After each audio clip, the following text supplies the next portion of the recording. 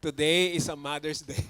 Happy Mother's Day! Palakpakan po natin ang ating mga moms at mga future moms at mga foster mother. Hindi lamang biological mother, foster mother, the future mom. So salamat sa Panginoon dahil nakikita natin ang kabutihan ng Panginoon sa ating mga mom. So, na-message nyo na ba or at least natawagan kung hindi pa man na-message or natawagan ang ating mga mom? Hindi pa ako nakatawag sa nanay ko, mamaya matawagan. Busy mag di ba, morning sa church. Okay, but anyway, nag-message lang ako, nag-text, so binate. At salamat sa Panginoon sa kabutihan ng Lord, unang-una sa ating mga mom. So ngayon pong araw na to, ngayong umaga na to, I will address my message to all the moms, okay? For the father, for the guys, for the husband. So praise God because we are blessed having a wife, no? And for those who have children, salamat sa Panginoon sa inyo po mga husband na nasa Philippines o saan man lugar na ngayon.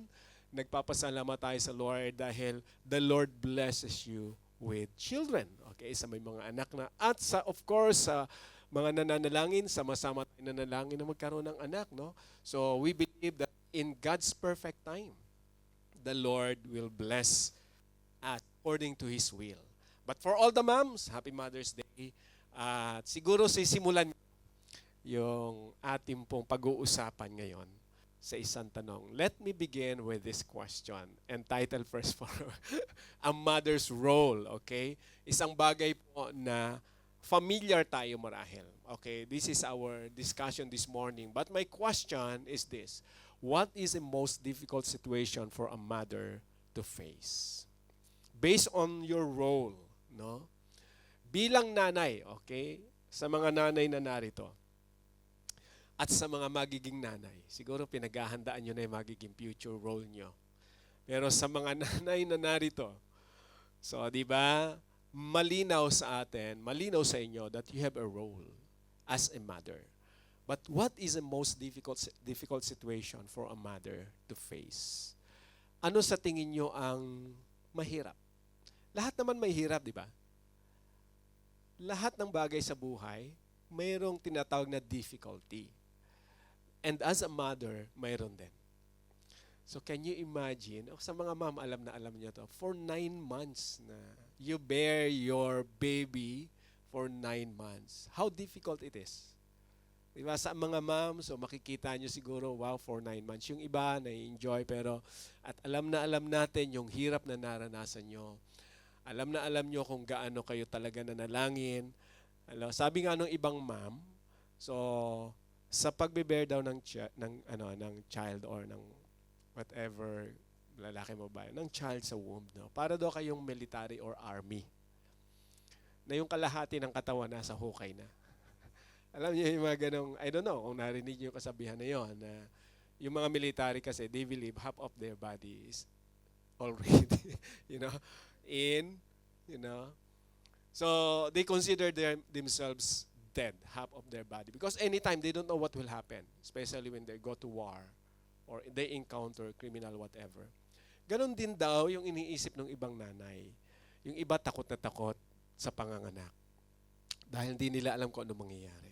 Hindi nila alam kung anong, di ba, matapos na sila mag-labor, yung iba talagang nagpapa-inject pa ng, of course, ng pain reliever. O yung iba pinapatulog, no? Para lang cesarean, ganyan-ganyan. But anyway, so makikita po natin. So, hindi ko naranasan yan, of course. Hindi Sabay, obvious ba? Pastor naman, okay.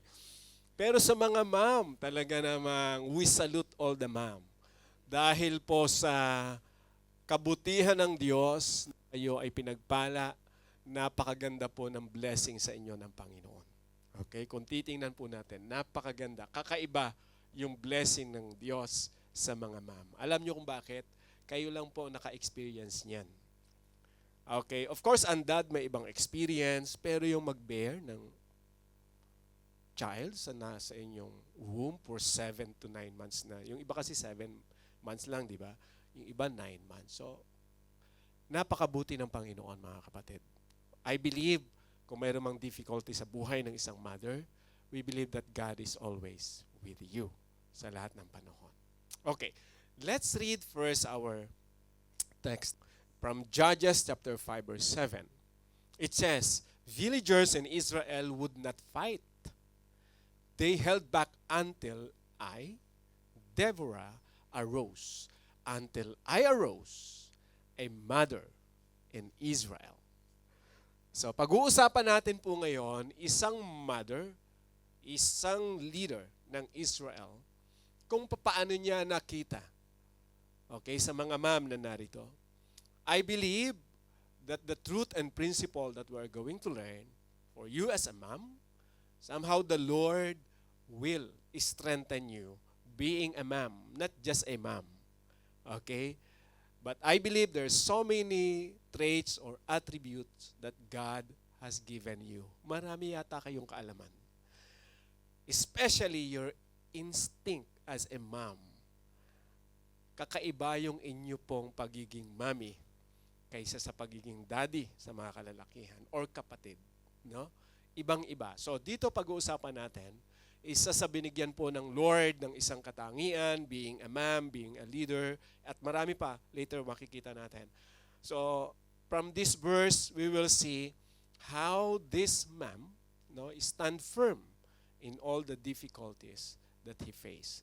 Grabe po yung naranasan niya, pero nanatili siya po nakatayo. If there is one truth and principle that I'd like you to remember, tandaan niyo po ito dahil I believe God will speak to you through this statement. A mother who believes in God as her creator is an effective educator. A mother who believes in God as her creator is an effective educator. Well, marami mga educator na mga mom and dad, pero gusto ko specifically na makita ng isang mommy kung ano ang kahalagahan ng inyong pananampalataya sa Diyos. When you believe God, what would happen to your children? Kapag kang isang mami ay may totoong paniniwala sa Diyos na lumikha sa kanya, it will manifest toward her children. Kung papaano mo ito sasabihin sa iyong mga anak o sa iyong anak, ang pananampalataya to ay napakahalaga. Kaya ginamit ko po itong statement is an effective educator. Kasi I believe unang-una, okay, I think this is majority, 99% to 100. Ang unang-unang nakakaintindi na word or anumang bagay na matututunan ng anak ay nagmumula sa nanay sa pagsalita. Di ba? Mapapansin yan. So majority siguro after you deliver your baby, so the nurse or sino man, ang kumadrona, they give your baby to you and you embrace them. You embrace her or him. At dun nyo kinakausap ang iyong anak. Di ba? Kahit hindi pa siya nakakaintindi, pero kinakausap mo na siya. And I also believe, this is amazing because sabi ng ilang mga mom and based sa review, kahit nasa tiyan nyo pa lang, kinakausap nyo na yung anak nyo. At nagre-response naman. Pag sinabi nyong, anak, huwag ka masyado malikot, nasasaktan ang mami, tumitigil daw. I don't know. Sa mga, diba? Diba? Malakas daw sumipa yung bata. Anak, easy lang. And then after that, tumitigil daw. We don't know this amazing thing na nangyayari sa isang mom and baby inside your womb. Pero kaya nakita ko po itong katotohanan na ito. Kanino unang-una natututo ang bata? Sa nanay eh. Kasi si tatay laging busy sa trabaho, majority. So si nanay laging kasama sa bahay. Pero ngayong generation na to, yung mga mami busy na rin sa trabaho, of course. Nasa abroad. Yeah. So si tatay ngayon ang siyang nagmi-maintain or nagkasama ng mga anak. But hindi dapat mawala sa ating pong sa kaisipan ng isang mami that I believe, you are an effective educator for your children. I believe because why? Binigay sa iyo ng Diyos ang isang buhay na walang pwedeng ibang makapagbigay niyan maliban sa Diyos. Sino ang unang-unang gagamitin ng Diyos para ang buhay na yon, ang bata na yon, ay magkaroon ng kaalaman? Ang nanay. Sa inyo po unang-unang pinagkatiwala. Although busy si mami sa trabaho, pero wag niyo pong kalilimutan ang katotohanan na to. Okay. Let's read some verses. From verse 1 to 2 ng chapter 4 ng Judges. This is the background. Ang sabi po, again, the Israelites did evil in the eyes of the Lord now that Ehud was dead. So the Lord sold them, or in another version, turned them over into the hands of Jabin, king of Canaan, who reigned in Hazor. Sisera, commander of his army, was based in Harusheth Hagoyim. So ito yung isang statement mula sa book ng Judges. You will notice from the first word, again, ibig sabihin, this is a repetitive sin. Paulit-ulit na lang ang pagkakamali, matigas ang ulo ng mga Israelites. Huwag niyo sabihin Israelites lang matigas ang ulo. I think this is the nature of a human being. We are stubborn. Again and again, paulit-ulit yung kanilang pagkakamali. Sinabihan na ng Diyos na wag gawin, ginagawa pa rin. Di ba parang tayo minsan? Sinabihan na wag gawin, gawa pa rin. Talaga pong by nature, makulit tayo. Aminin man natin sa hindi. Ang kaibahan po ng Israelites, grabe po yung kanilang kakulitan, katigasan ng ulo. Why? Because they worship other gods than the God of Israel. That's the reason why the statement of Judges, the Lord sold them or turned them over, or the Lord didn't help them in their battles. Lahat kasi nung panahon na yon, puro gera po sila. Grabe yung war.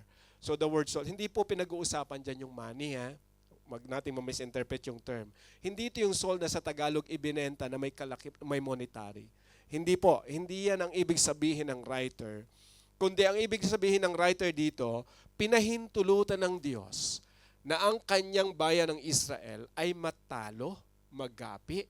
They were defeated by their enemies because of their sin. Yan o, paulit-ulit sabi ni Lord, again the Israelites did evil in the eyes of the Lord. Now, if we will continue, it says in verse 3, because he had 900, si Sisera po yan, chariot fitted with iron, and had cruelly oppressed the Israelites for 20 years. They cried to the Lord for help. So ito yung nangyari for 20 years because of their sin. The Lord allowed them to suffer, to face difficulties. Sabi 20 years po yan na sila po ay alipin, sila po ay grabe yung kanilang buhay. If you will imagine nowadays, there's still war in Middle East, the Gaza and the Israel. Could you imagine kung anong situation ng isang mother na nakita niya yung kanyang anak na namatay because of war? Masakit yon, di ba? But for 20 years, we don't know what really their situation. Hindi natin alam ano ba talaga yung naging kalagayan. But for 20 years, they suffered. Pinahintulutan ng Diyos na mangyari sa kanila yun. So, balit what happened? The next verse, it says, now, Deborah, a prophet, the wife of Lapidot, was leading Israel at the time. She held court under the palm of Deborah between Ramah and Bethel in the hill country of Ephraim. And the Israelites went up to her to have their disputes decided. So ito po si Deborah. Pinakilala sa atin from verse 4, he is a prophet. She is a prophet. Deborah, or prophetess, sa ibang version. A wife Lapidot. Isa siyang may bahay, isa siyang magulang, based sa ating binasa from chapter 5 verse 7, a mother in Israel, and she was a judge. Based sa story or history po ng Israel, she was the first female or woman judge in Israel. Alam niyo po ng araw, the Lord appointed judges, not kings. Before King Saul, we will see in the record, the judges is the one who reign or give advice to the Israelites. It is God's plan kasi. Ang Diyos po ang nag-utos noon na ang i-appoint niya is judge or judges. Why? Because they need guidance. And usually, the Lord appoints prophet like Moses. Diba? King David became king at the same time considered as prophet because kinakausap siya ng Panginoon. So ito po si Deborah, considered as a prophet from the Lord. Tinawag po siya, or masasabi po natin, she was appointed as the leader Who appointed her? The Lord. Ang Diyos ang naglagay sa kanya.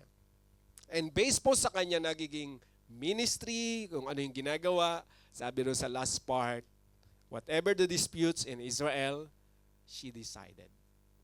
Siya yung, kumbaga, remember, and also during the time of Moses, si Moses yung, kumbaga nilalapitan ng mga Israelites sa Exodus, mababasa natin, at humihingi sila ng advice.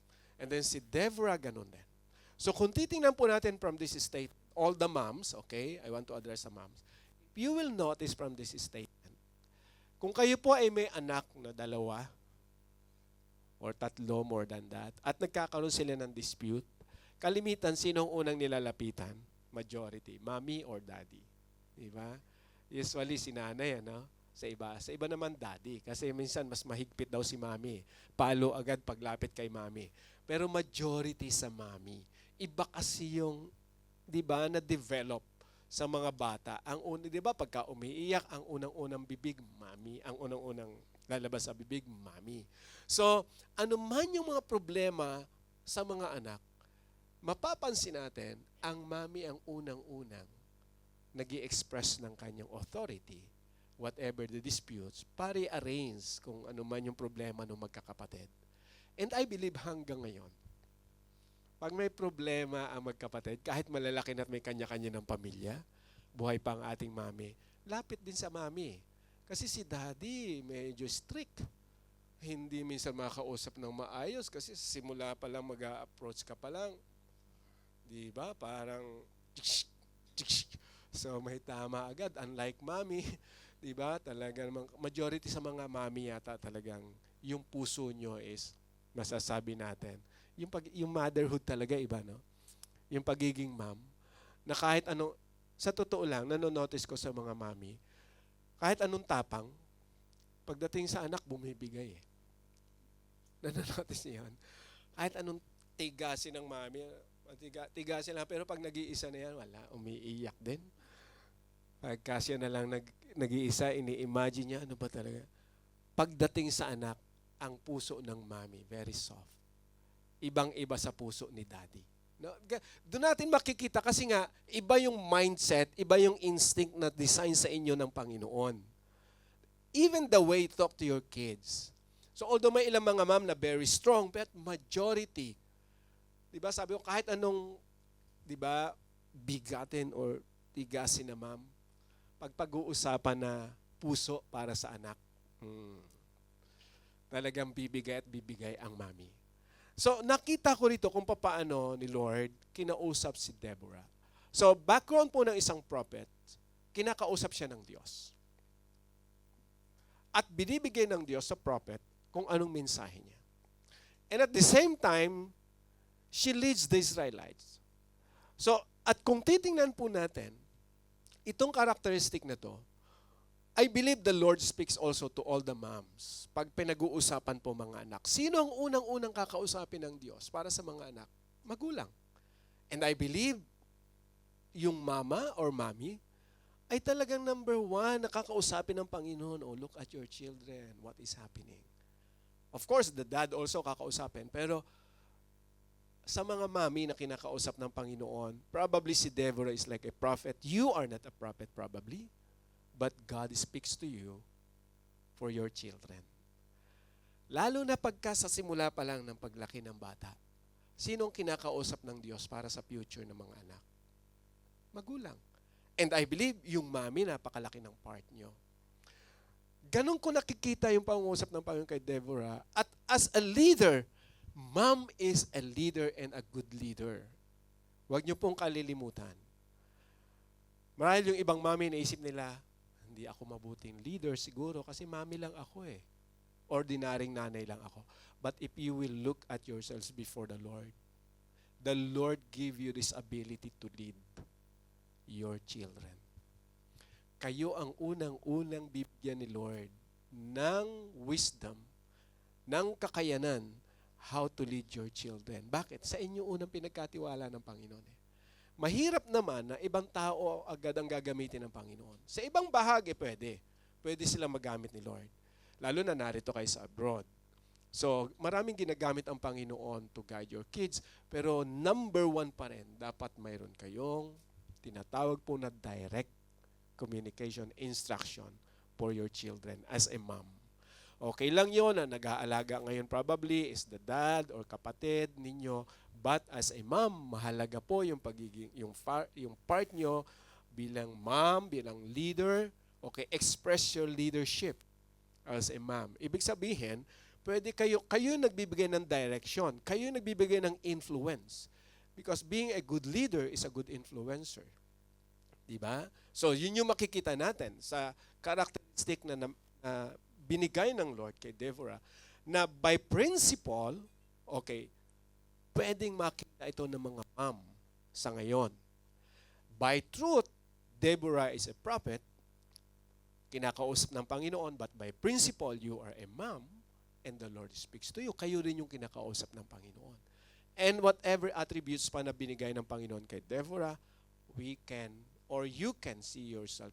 Probably makikita nyo yung sarili nyo.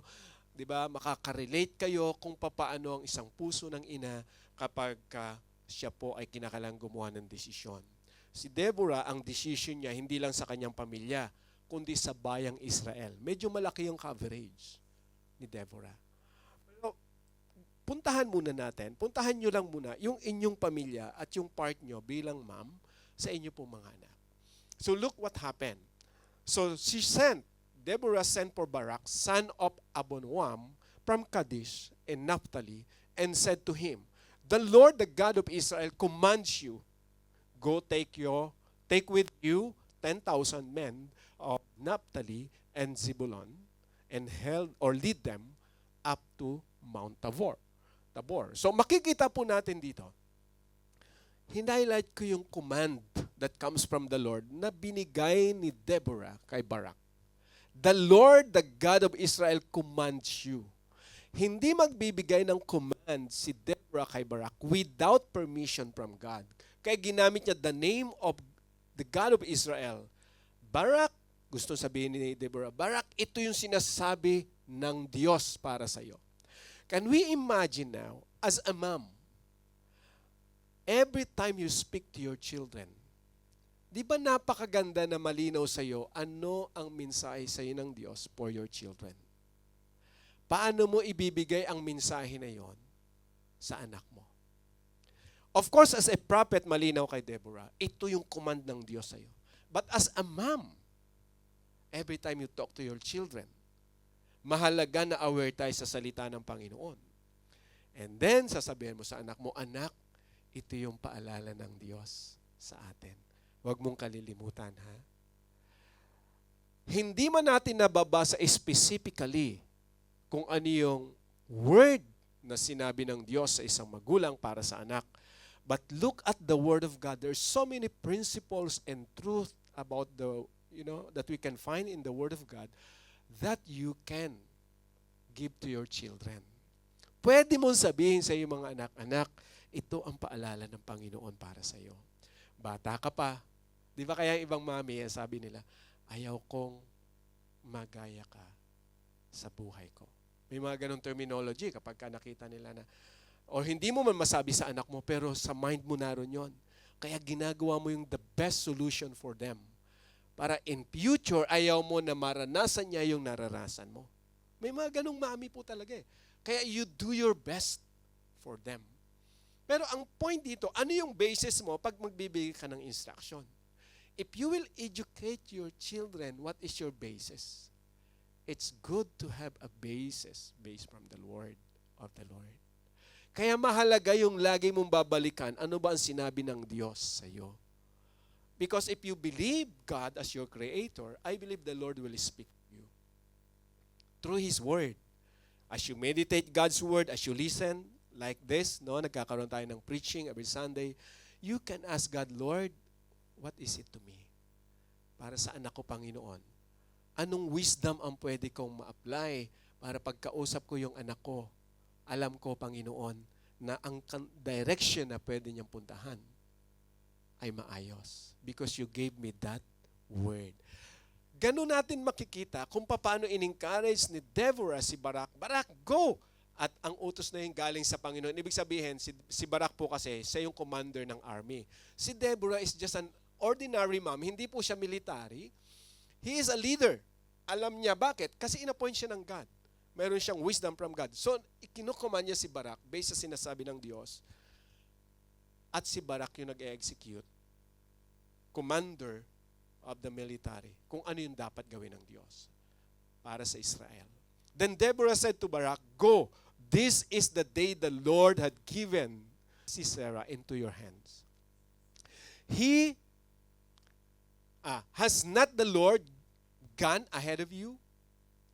So Barak went down Mount Tabor with 10,000 men following him.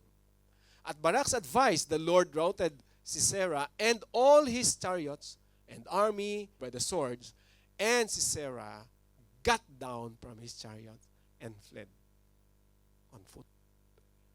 Pag mababasa niyo po sa mga sumunod dyan, makikita natin how the Lord delivered Sisera to Barak. Nagapi niya yung, kumbaga po, ay army ni Sisera at napatay itong si Sisera, itong commander na to, ng isang babae din. So, if you will continue the reading, mahaba yung but mapapansin nyo, if you will read this Judges chapter 14 and 15, how the Lord moves to the life of Deborah and Jael, isa po sa babae na ginamit din ng Panginoon para sila ay magtagumpay.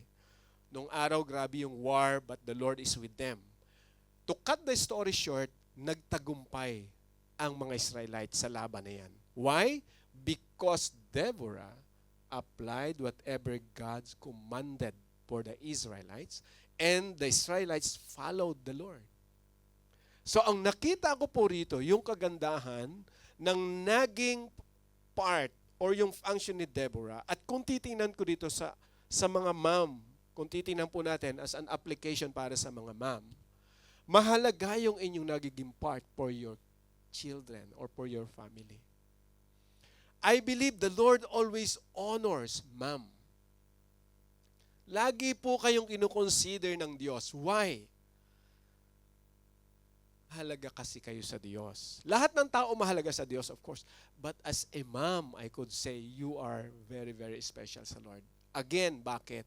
Because God entrusted to you the life that He formed into your womb. Kakaiba po yan. Walang matalinong tao, scientist na pwedeng makagawa niyan. Only God can do that. So is it amazing na kayo pong mga ma'am, masasabi ko, you are really blessed. Diba? By the Lord for being a mom. Sa lahat ng nilikha ng Diyos. Just imagine, mga kapatid. Just imagine lang. Okay? At kung yung mga mom natin ay buhay pa, is it amazing na yung mami natin ginamit ni Lord para magkaroon tayo ng buhay? Is it amazing? Diba? Minsan ang nagtatalo sa mind natin is the suffering that we've experienced during our childhood. Minsan, let's balance. We already believe in the Lord and God has a plan for us. Probably that's the main reason why the Lord called you to trust Him. Para ipaunawa sa iyo, anak, mayroon akong plano. Kung may naranasan ka man nung bata ka pa, iba-iba kasing experience eh. Yung ibang mami marahil hindi naging maayos, pero mami pa rin sila. Kahit saan natin daanin, sila pa rin ang mom. Kaya sa Bible, sa Ten Commandments, isa sa command ng Panginoon, it is included. God said, honor your mother, your father and your mother. Honor your parents. Sa dinami-dami po ng iuutos ng Diyos, hindi niya inalis sa 10 Commandments yung honoring our parents. Why? Nakita kasi natin eh. Sila yung ginamit ng Diyos, ang ating mga magulang, para tayo magkaroon ng buhay. The Lord gave us opportunity to live. So kung ano man yung buhay natin dito sa mundo, kung may suffering, that's part of life, of our lives. Pero again, go back to the truth, yung goodness ng Panginoon sa mga ma'am. I could say, I salute you and I'm really, really thank God for giving you that privilege, opportunity. Hindi lang sa mga biological mom, sa mga foster mom, yung paggamit sa inyo ng Panginoon, na kayo yung tumatayo bilang magulang sa kapatid mo, sa pamangkin mo. Di ba? Abay, napakalaki na pong blessing yan. O di ka man yung biological mom, no, or di ba, kung sino man yung tinuring mong anak, pero ginagawa mo yung pagiging mommy, wow, I believe the Lord will bless you. Kasi ikaw yung tumutulong para ang isang buhay ay maging maayos. Kanino nanggaling ang buhay? Sa Diyos. Pagka pinagkatiwalaan tayo ng Diyos ng buhay at inayos mo ang buhay na yan, the Lord will bless you in return. Kaya nga the Lord said, di ba, if you trust in me and you follow me, I will bless you. Bakit? Iniingatan mo yung buhay na binigay sa'yo ng Diyos eh. How much more kung tumutulong ka sa ibang tao para maging maayos yung buhay nila? You are the vessel, di ba, of God's blessing for them. Ikaw ang unang-unang tumatanggap ng blessing sa Panginoon. Kaya nga may principle, di ba? By principle, sabi ng Lord, blessed are you if you help or give to someone who are not able to give in return to you. Ibig sabihin, pag tumulong ka, pinagpala ka ng Panginoon, tinulungan mo yung tao, hindi ka na naghihintay ng kapalit. I think that's the instinct ng mami. Pag tinulungan mo yung anak mo, maging maayos ko lang in future, anak, okay na ako. Hindi mo na kinakailangang gantihan pa yung ginawa ko sa iyo. Di ba? I remember that. Narinig ko yan sa nanay at tatay ko. Sabi niya, June, mag-aral ka lang na mabuti. Huwag mo na kaming isipin. Basta't kami okay lang. Ayusin mo lang yung buhay mo. Hindi kami mag-aanap ng anuman. Sabi ko, okay yan. Kaya saya ko noon habang nag-aaral. Ibig sabihin, di ba ang gandang pakinggan sa isang isip ng isang magulang na, anak, ayusin mo lang buhay mo. Huwag mo kaming problemahin ang papa mo. Basta't ayusin mo lang, pag-aaral mo, narito lang kami. You give that good advice. You educate your children. Para humaharap sila sa mundo, alam nila, oh, mama ko, ang papa ko. Nasa likod ko lang. Pag nagkakamali, kinakausap mo. Dapat ang unang-una na pagtitiwalaan ng anak, ang nanay o ang tatay. Dapat hindi takot ang anak sa nanay. Kaya pag may nagagawang pagkakamali ang bata, pwede niyong pagalitan pero ayusin. There's a biblical principle how to correct the children. Pag tama yung pagtutuwid sa anak, irerespeto ng anak ang magulang. Hindi siya matatakot. The word fear and respect madidevelop. Pag may unang-unang lalapitan ng anak, halimbawa, ng problema siya sa school, ng problema siya sa boyfriend, may nanliligaw, hindi maintindihan, di ba maganda yung nanay ang una, Mami, ang kulit ng mga nanliligaw sa akin. Manang-mana raw ako sa iyo dahil ganda-ganda ko, kaya dami nanliligaw sa akin. Di ba, ano sabihin ng mami? Anak, talagang lahi talaga natin yan. minsan biruan lang, but you give the right advice. O anak, basta ito lang gagawin mo ha. Basta't huwag ka masyadong paapekto. So let me know kung ano man nangyayari.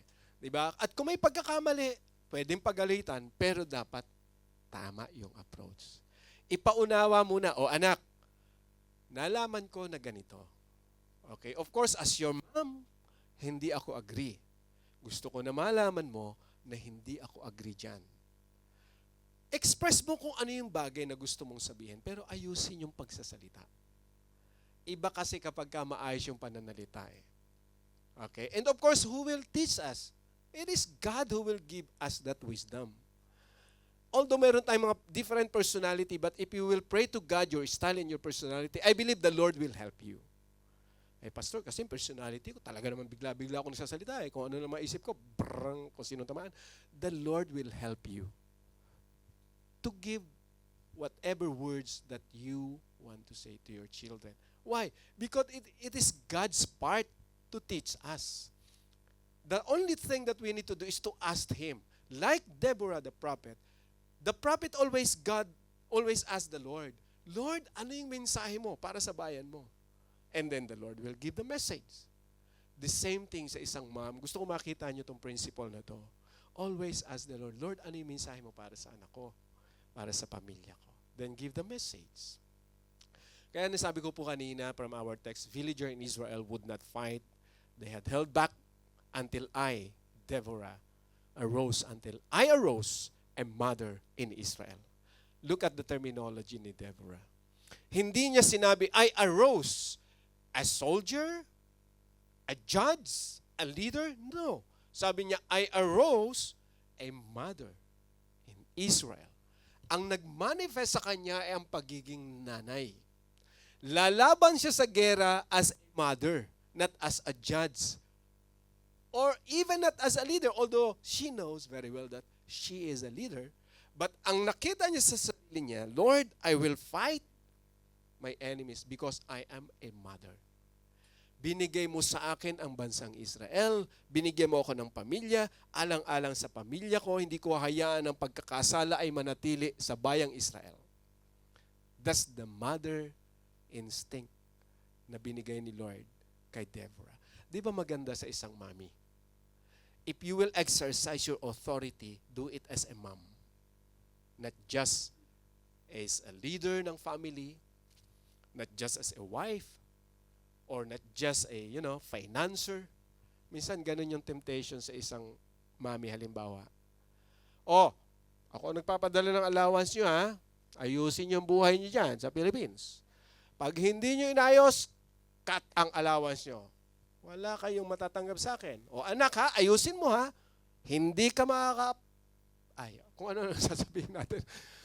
Minsan, try to evaluate first. What is your message to your children? Are we saying that because you are a mom? Or what?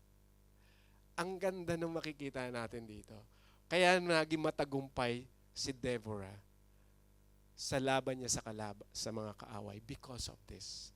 Ang puso ng isang nanay, in-apply ni Deborah. At nung makita ng Diyos yon, sinamahan siya ng Diyos. Kasi iba po talaga kapag ka nanay yung kumilos, na may takot ka sa Panginoon, gagamitin ka ng Diyos para sa iyong pamilya at mga anak. Kaya sabi ko, a mother who believes in God as her Creator is an effective educator. If we will continue the text, God chose new leader when war came to the city gates, but not as a shield or spear was seen among 40,000 in Israel. Sabi ni Deborah, my heart is with Israel's princess, with the willing volunteers among the people. Praise the Lord.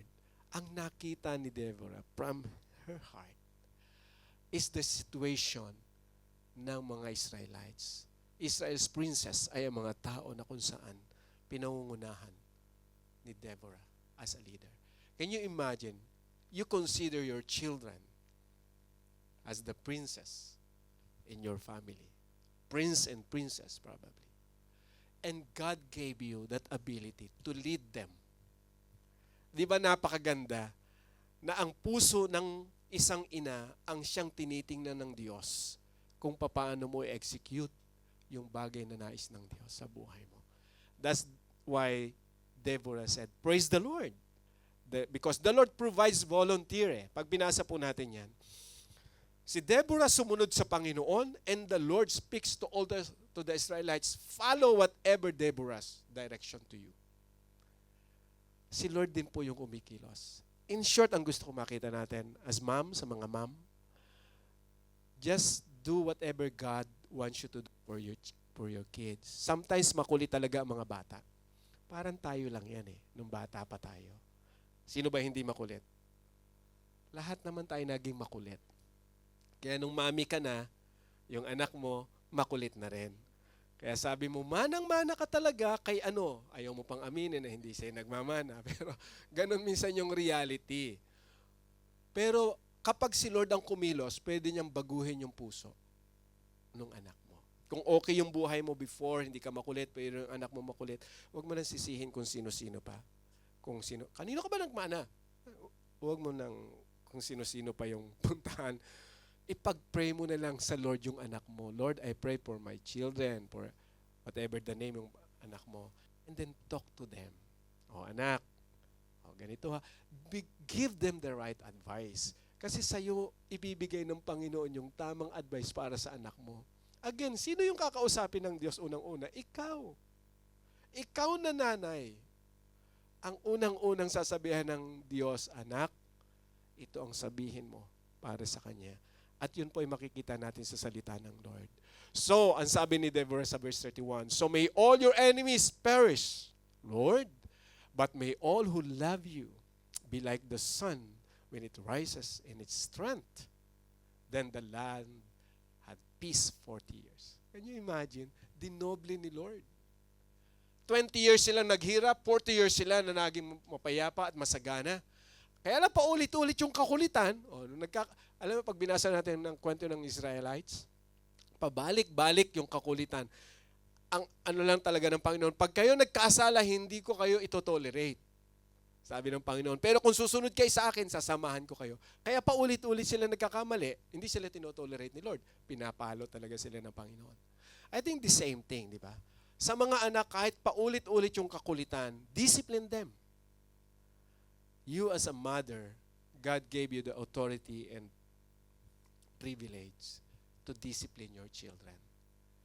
Teach them what to do rightly. Kung ano yung tama. Kung kinakailangan na pagalitan. Kung kinakailangan paluin, di ba, sa Philippines, kung naroon pa kayo pinapalo, pero sa tamang paraan. Yung ibang mami hindi namamalo, okay lang. Yung iba namamalo, pero dapat tama. Yung iba naglalagay ng pad dito para pag pinalo, ayos lang. Diba? Nakangiti pa paglabas doon sa ay salamat. Kasi, but the point is the word discipline. Si Lord dinidiscipline niya. Kaya sabi rito ni Deborah, ang taong sumusunod, ang taong nagmamahal sa Diyos ay maging kagaya ng isang araw na naroon yung sikat na napakaningning kapag ka ang araw ay ganun ni Deborah tiningnan ang taong sumusunod sa Diyos. Kaya sila pinagpala ng Panginoon. Kaya yung tanong ko kanina, what is the most difficult situation for a mother to face? Kayo lang po ang makakasagot niyan. Hindi madali ang maging mami. Pero, pag sumunod ka sa Panginoon, the Lord will help you. Diba? Kaya sabi ko, a mother who believes in God as her creator is an effective educator. Tandaan niyo po, kayo ang unang gagamitin ng Lord to teach your children. Kaya what I could say, mothers are praised for their ability to bear children who are the masterpiece of God's creation. Karapat-dapat na ang magulang ay igalang, i-honor, papurihan ang mga mami. Kaya I salute all the moms. Kayo ang ginamit ng Lord to bear the life that comes from Him. And that is God's masterpiece, mga kapatid. If you will just imagine. Si Lord ang humubog niyan eh. Hindi kayang gawin ng sino man tao yan. Paano lumaki ang isang fetus? Si Lord lang nag-ingat niyan. Ang mami nga, hindi niya maintindihan kung paano eh. But God gave you His masterpiece. Ingatan niyo po yung opportunity na yan. Kasi I believe, mahal na mahal ng Diyos ang mga mami. Mahal na mahal ng Diyos ang mga mami. Lahat naman mahal ng Diyos eh. Pero as a mom, lalo na you exercise your motherhood, the Lord loves you very much. That's why this is my advice. My final word is this. Mothers, strengthen your faith in God and build a right foundation for your children. I said this last time we were in the beach. Pray, plan, pray, and then plant. The four P's.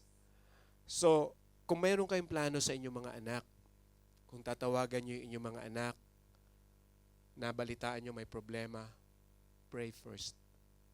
Kung medyo mabigat ang puso niyo. Bago kayo tumawag, manalangin muna. At tapos manalangin, plano, ano ba yung sasabihin ko, Lord, sa anak ko? Matapos mong plano, ipag-pray mo ulit, Lord, okay na ba to? Kung kinakailangan mo isulat mo pa, okay na ba to, Panginoon? If everything is okay, payapa ka na, then plan. Ibig sabihin, do whatever God wants. Itanim mo kung ano yung dapat na itanim sa mga anak. Kasi in future, pag namunga yon, tatandaan ng anak mo kung ano yung mga words na binigay mo sa kanya. At masasabi niya, ito yung sinabi ng mami ko sa akin na hindi ko makakalimutan. Kaya ako nagiging matyaga. Iba-iba po yung ating experience sa pagiging anak. At sa inyong mga mami, iba-iba rin yung experience nyo at ginagawa nyo. But this is my advice. Patatagin nyo po yung pananampalataya nyo sa Diyos as mom. Kasi ang unang-unang naapektuhan pag may problema ang anak, mami. Pag may sakit ang anak, sino? Mami. Nasa abroad na kayo, may pamilya na yung anak nyo minsan. Mami pa rin. Di ba ganun? Mami talaga eh. Pag mahina ang pananampalataya natin sa Diyos, ano mangyayari? Paano mo mabibigyan ng tamang advice? Ang bata mo.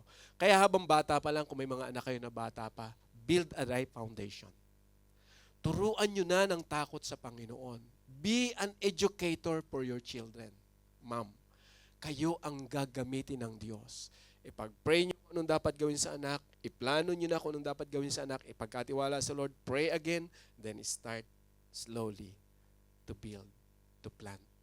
Kung may mga dapat baguhin, baguhin.